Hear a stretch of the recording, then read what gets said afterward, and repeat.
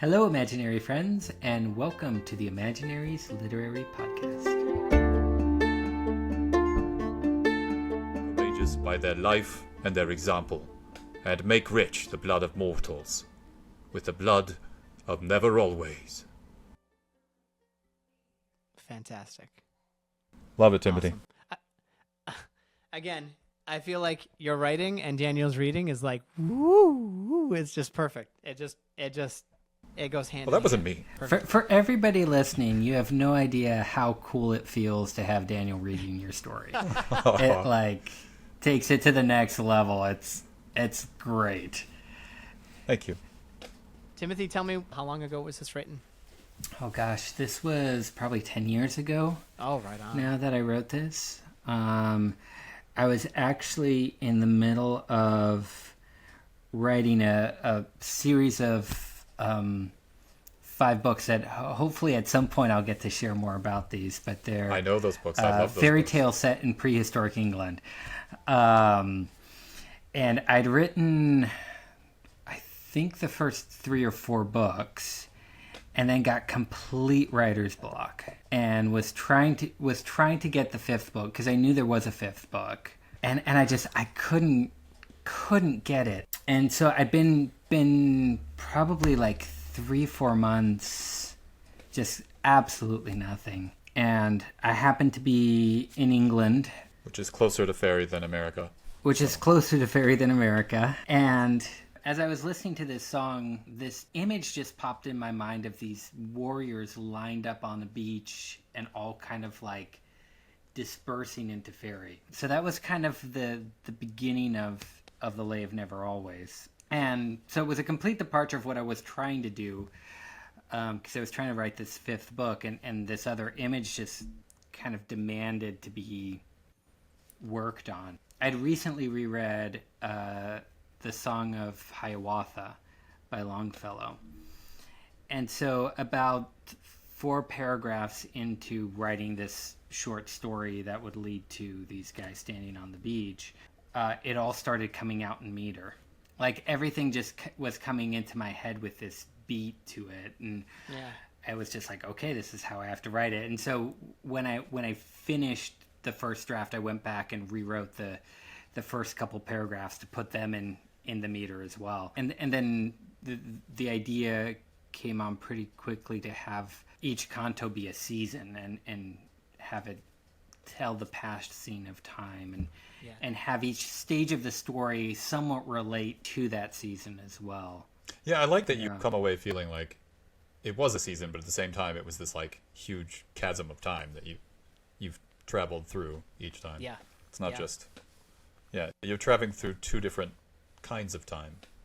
Yeah. Which is apropos. Yeah, and I want to just quickly mention too, it doesn't have to be quick. We can go at length about this if we want to. One of the things that is great about being a part of a writers group like this is as we grow and develop as writers, we've influenced each other. There's bits of Daniel, bits of Caleb in my writings, and bits of me in theirs, and I wouldn't be the writer I am today without them. And an example of that is, Never Always. Never Always is a name that Dan came up with. It features in one of his books that is amazing. Good book. And if you're an agent and you're listening to this, you want to ask him for... You want this book. You want this book. Trust me. It's my only complete book so far. It's incredible. So fairy has had many names. Never Always, which is Dan's creation, Dan's name for it, is far and away my favorite name. You've read a lot, so that's humbling. Thank you. That's a big part. Obviously, it's in the title of this story, and that's a part of Daniel that has infused itself into me. And I know there's parts of me in both of their writings, and I actually thought this would be a fun moment to talk about our logo Yeah. for the Imaginaries literary podcast. Yes. And Hank. Hank. So the horse has a name. His name's Hank. His name is Hank. Yes. And Yes, we realize he's a Pegasus. character from Caleb's first novel. And in the very first draft we ever read of it, Hank was just a horse. With a very minor role. But everybody loved him. Yep. And one of the Half of our characters in feedback the was about story it. is constantly like talking to Hank. Yeah. Yep. And so Dan and I started going, what if Hank hears him? Like, is Hank like this like kind of through our just banter back and forth, we kind of made Hank into something more than just a horse. Oh, 100%. And it worked into the rewrites that Caleb did of this story where he became more than just this random horse that was owned by the main character's grandfather, but an actual character that played a part, and that's part of why we chose it as the logo, for the podcast, because it so well symbolizes how our three creativities have influenced each other and merged and made all of us something different and better than we would have been on our own. Oh, 100%. Yeah. I also put an homage to Hank in my book that introduced Never Always that Timothy borrowed for the lay. Which is wild. It's just wild. That's really funny. We're supposed to be talking about your book, but this is great. I love this too. And there's an homage to the book that Dan wrote that introduces Never Always in the series that I was writing that I took a break from to write the Lay of Never Always. Yes. Even in the latest book that I was working on, there's tons of influence from both of you guys and everything that I do that's writing. Even when I write scripts, I'm like naming characters, Drew and Bear and whatever else. So it's like, it's fantastic. It is such a fun little thing. But that is yes. Thanks for bringing that up. That's really cool. But now let's talk about yours, your story here. What I really want to highlight in this is your style and how different it is and similar to a bunch of the other stuff that you've done already. And I think the big note that we always give... It's clear what you've read, too. It's clear what the things that have influenced you, So obvious in a good way, not a bad way. It's not like you're ripping it off or anything. But the one thing that stands out to me is that it feels like the tale of the Green Knight who goes on his quest and doing his thing. Like, it really feels like that. Like, to me, the whole time I was thinking, oh my gosh. And I felt a lot of C.S. Lewis in there, from the Space Trilogy, the second one. Oh, yeah. I could see a little bit of that. Not the meter, though. I forget what it's called. Not the meter at all. But then that's it also, Homeric. But then it feels like Tangled from Disney. So always the big thing, always like one of my notes is like, dude, it feels like Disney. It feels like old Disney, like good old Disney. There you go. Okay. Good Disney, old Disney, good Disney. Well, it's not a problem to be in there. It always like is just peppered in there a little bit, but within the greatness, because it feels old, like Daniel saying Homer or like Arthur Legends, and then it feels like boom, Tangled and C.S. Lewis. I love it. I absolutely love it. So, like, what was your inspiration? Were these like inspirations to you as you were going along? Yeah, I love Sir Gawain and the Green Knight. I didn't do any kind of rhyming or alliteration, but I've done a lot of. You actually did do some alliteration that you may not have intentionally. I did a little bit. I did a little bit, but I actually write quite a bit of alliterative poetry. There's a lot of Tolkien, I think. Yeah. In who this did an edit of Sir Gawain? Right. There's a scene in Smith of Wanton Major where he reaches one of the shores of Faerie and he watches an elfin host land in all their splendor of their armor and march inland, and I definitely think there's some of that in there as well. Yeah, definitely.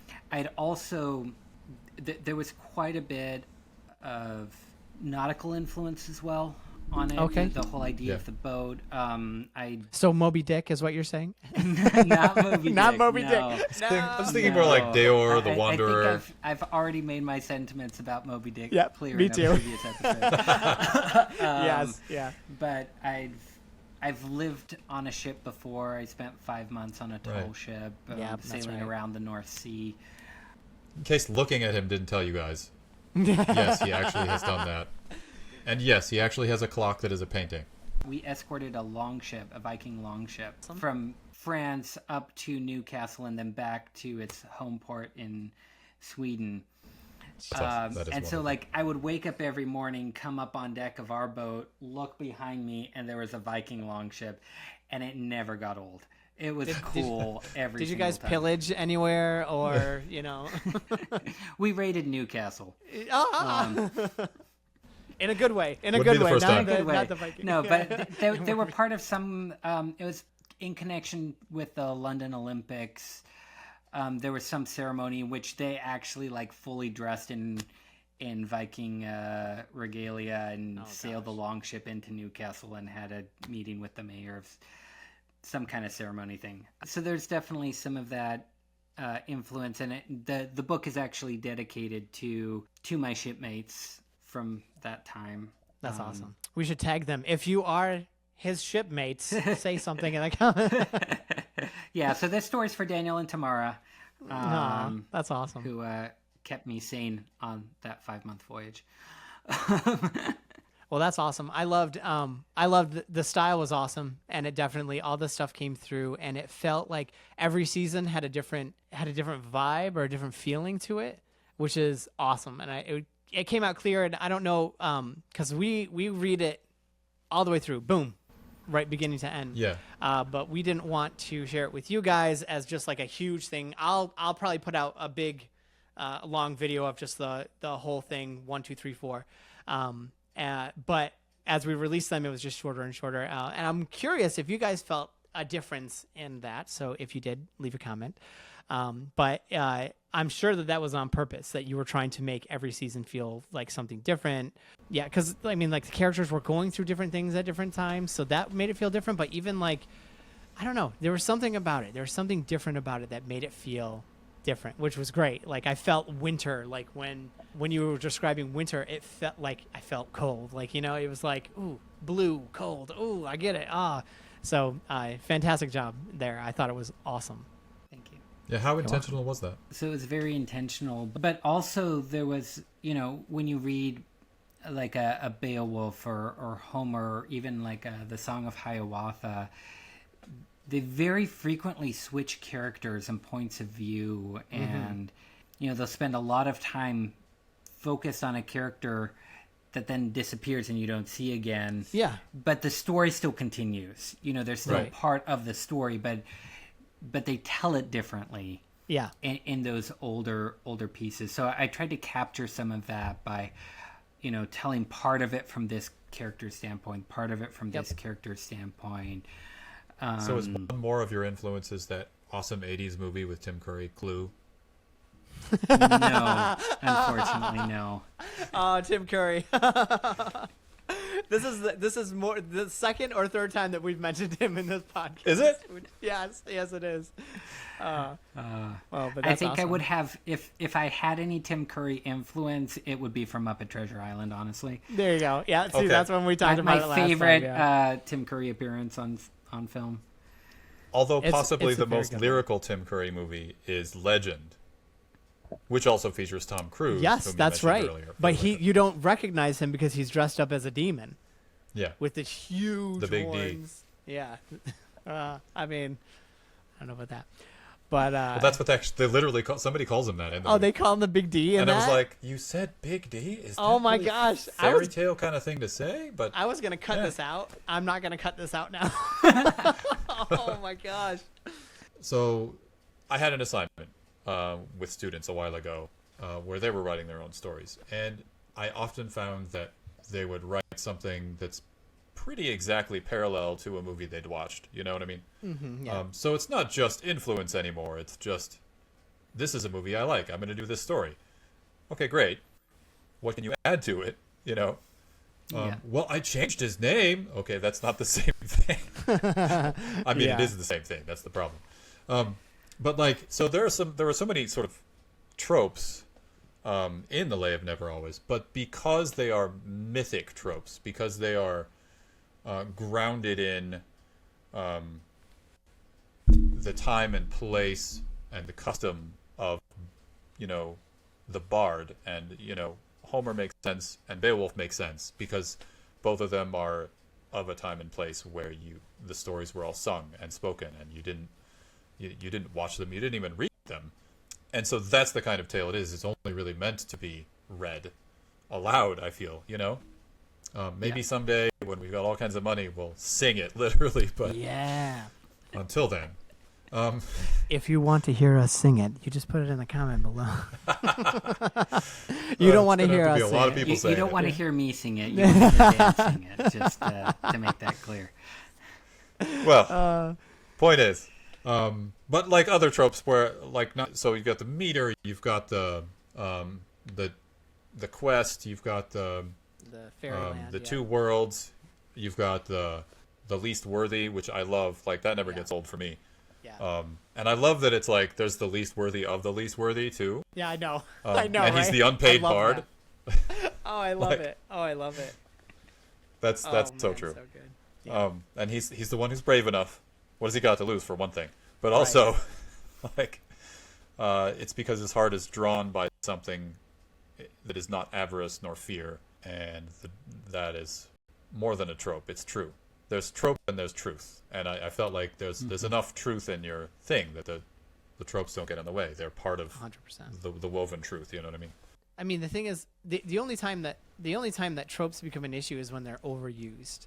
And with your style in this, I mean, nobody's reading that kind of style like on an every single day basis, except for like professors here Right. and there. So the tropes that come across in this, they're not overused. So they're great. They're fantastic, and they're used well in this. So it's like, I mean, you can't get angry at that. You can get angry at the trope of the, even though I don't get angry at it, the shepherd who, you give him a sword and he becomes king. I love that. I love that Right. trope. Yeah. And people, nowadays, agents and other writers are like, just enough with that. And I'm like, no, that's such a good thing. Like, it's so cool. It's like anybody can make it to king. It's not just through bloodlines. It's like anybody. And that's so American, you know? And so like, for me, it's like ingrained in my And yet life. it's not. Like, it's And so right, much older than that. Right. Exactly. And so I just love it. I absolutely love that trope. So tropes, I don't know. They can bother people, and then they can absolutely like send them. But I think that the tropes in this are fantastic. I think that they're used really well, and they're not played out or anything, especially modern. And I feel like you brought a modern twist to this. Like I said, it's like Tangled, the Disney story. So it's very modern. I think the really important thing whenever you use a trope is to do something new with it. Sure. Yeah. You take Sure. inspiration from things, but then you make it your own. You make it new. You don't just repeat what has been done. Right. You use it as a tool for making something new out of it and presenting it in which a new way. which can be hard to do. Yeah. And that's where the creativity is. Yeah. Because then every story would turn out to be Taran the Wanderer, turning into, being the High King and everybody else, so yeah. So that makes a ton of sense. Yeah. Yeah. So I think it's great to get inspiration from things. Yeah. But then put your twist. But make it your own, make it new, make it something Yeah. different and unique. Add to it. Don't just use all the ingredients, but put a twist on the recipe. Yes, definitely. Yeah. Definitely. We could say so much more about that, because when you use ingredients, not that we need to necessarily, but when you use the ingredients, you can't just throw them in the pot and expect to get the same or a result just as good as some Right. other Yeah. book or movie or whatever, Right. It's like the seasoning for you sometimes is the time you've spent stirring and tasting and adding that little tiny bit of something. The problem is when they follow that the directions to a T the same way that somebody else did, so that their creativity isn't in it. It's just a copy. So that makes sense. I don't mind eating the same food every day sometimes, like when it's really good. So I don't know if that's actually a good example. Oh, well, maybe. The cooking. I mean, maybe. Because following a recipe can lead to really fun, tasty eating. But it's nice to add new things if you're a chef, right? I think if it's a really good recipe, then you don't mind eating it the same thing. If it's that was okay. Yeah, you don't want to eat it again. You don't really want to eat that. It's time to make some changes. But even the best food in the world, you'd get tired of if that's the only thing you ate for the rest of your life. You would want to mix it up. You'd want something different. So I think the analogy still stands that there's only so many times you can copy something really good without breathing new life into it before it just gets old. So I have a question. Timothy, what season is your favorite in this book? Ooh, that's a hard one. Yeah. I was thinking of this, and because I wanted to ask you, I'm really curious because I like all of them, and they all have their benefits and really fun here and there. I have a favorite. Yeah. And so I'm really curious what your favorite was. Well, I haven't thought about this, so I'm just off the top of my head. I think Summer. Okay. Yeah. Okay. Yeah. So I really like that one. I think in part because it's the only one that takes place entirely within Never Always. Yeah. I enjoy the Watchman as a character, and I really liked the battle with the tree monster, especially because it never really gets resolved for him, whether he was fighting a monster or fighting a tree or not. Right, exactly. But and then the whole thing about the treasure. There's a Tolkien poem that he wrote about like the cycle of this dragon's treasure that like each new person takes it and gets corrupted by it, and and that was very much in my mind as I was writing the scene where he discovers the cairn and the treasure with the giant on it, which also has some Lord of the Rings of course. imagery with the downs. That you have to have read the book to know that reference. So if you've only seen the movies and you don't know what I'm talking about, go read the books. Go read the books. Do it. So there's a lot of Tolkien-y pieces in that I really enjoyed. There's some George MacDonald with the whole tree thing. There's some George MacDonald from Fantasies, which is an amazing book. That was if a you've good not one. read George MacDonald, read it. It's read him, fantastic. So yeah, off the top of my head, I'd probably say Summer. Cool. Daniel, do you have a favorite? It was probably gonna be that. It still can be. Just I hope I didn't ruin just so Summer we can for get you. some other flavors. No. No, but I always like to contribute something. Something different. So he's putting in new ingredients. Yeah, right. Was it summer that they met the Undyne? That was in Was spring. that like the beginning still. of summer? That was in that's spring still. Yeah. Okay. Yeah. So I'll go with because spring. that's when they landed. Yeah. Yeah. Spring is great. Although, honestly, I like winter too, just because I like the ragged march of a lone figure trying to beat the elements and his like Gandalf-y power that he uses to because he's got truth as his ally, right? So he's like, you cannot escape it. Yeah. And we're introduced to like the wise princess, that another trope that works. Right. Because exactly. it's true in this case. It's not. Yeah. And you meet the king and you meet the watchman and you see like all this stuff in the winter, and I'm like, this is fantastic. It had such a great setup for me, where it was just like, I love this. All right, moving on, next one. Oh, what? He set it up for you. He did. He set it up just for me. Yeah. So other people watching, sorry, buds. It was for Caleb. Well, what I was gonna say is, anybody who's watching, what was your favorite? Summer, winter, spring, fall, you let us know. Yeah, because autumn is my favorite season in real life. But for Mine this, too. I love the winter. So you tell us, what was your favorite season in this story? Thank you so much for joining us. I hope that you heard all 4 parts of this story. If you didn't, go back, check it out. And if you did, congratulations. I hope you enjoyed it. Let us know in the You're a comments hero. if you did. And you are definitely a hero. Thank you so much. Don't forget to subscribe, share, like, comment, do all of the things. And we'll just keep putting out more content, more stories, some more interviews, some more discussions between the 3 of us. And yeah, keep a lookout for those. And some other people. And some It's other coming. people. It's coming. It is. It definitely is. Thank you so much for joining us, and we'll see you next time.